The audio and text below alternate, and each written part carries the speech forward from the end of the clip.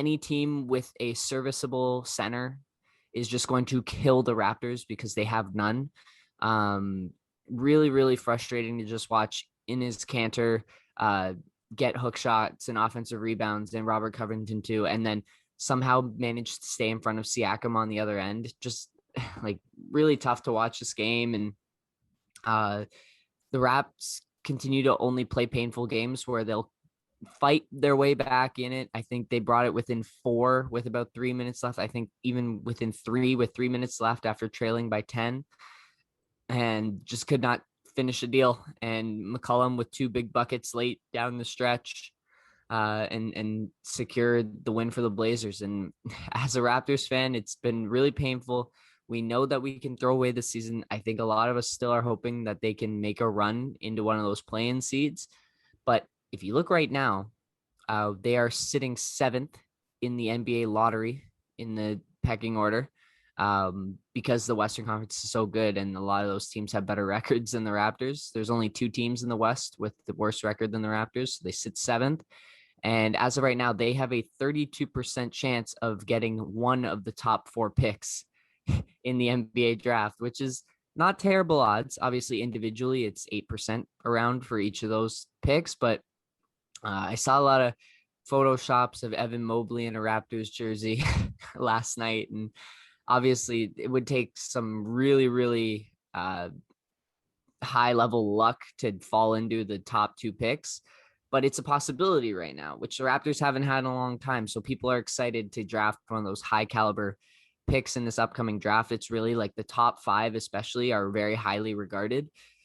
And so if you're a Raptors fan, I guess the win-win now you got to look at is either they make a run, make it in the plan, or if not, they have a decent pick in this upcoming draft, which is expected to be pretty solid. And Masai's been pretty good at drafting guys. So just got to keep looking on the bright side. That's incredibly optimistic. My pessimistic view is they like have a late run, get just into that 10-9 seed, and then lose, and no playoffs and no top 5 draft pick.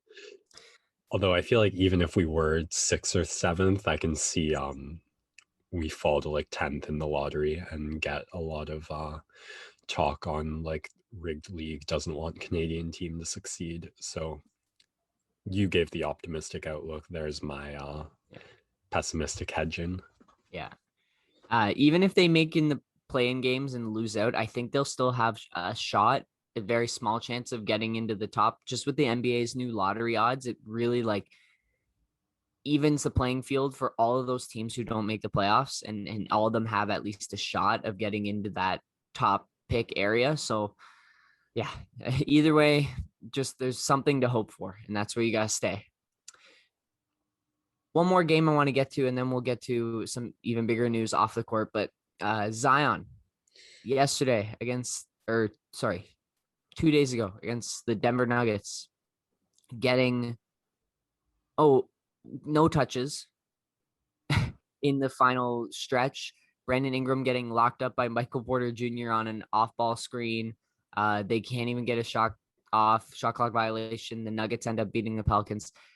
So then, with everyone on Twitter screaming for their lives, they come back, and Zion finally, this feels like his first game where he's the one who gets to touch the ball primarily down the stretch, and he was unstoppable. He was scoring in the paint. He was getting by guys, scoring over Boban, which is really hard to do. The dude is 7'4". He's the biggest player in the league. He's getting offensive rebounds. He's kicking it out to open shooters. Nickeil Alexander-Walker, the Canadian, had an excellent game yesterday. Very happy for him. But it just shows you, like, when Zion, I think, shot over 80% in this game. And for a guy who put up 38 points, like this, it's Shaq numbers. That's what it feels like. And if you're not giving him the ball down the stretch, I don't know what you're doing. And the Pelicans are 12th in the West. I think they're a game and a half back of Golden State for the 10 seed. They really need to like lean in. If they are really serious about making the play-in tournament, they need to lean into this and give Zion the keys, because Brandon Ingram, unless he's having a really hot game, he's taking low quality shots, and Zion, every time he's touching the ball, is getting you a high quality shot, whether it's in the paint where he is unstoppable or he's kicking it out to an open shooter. And the more reps he gets, the more he's going to see how defenses are going to adapt to him. And he's just going to get smarter and smarter and be able to create shots in all different situations. He's just he's must watch television. Every time the Pelicans are playing, you got to turn in to watch, because he's just a freak of nature that you have to watch. And I talk about him almost every week on the show, but it's hard not to, because everyone had him extremely hyped. He had the injury, fell off the radar a tiny bit, and now he's back and he's just balling out. So really fun to watch him play.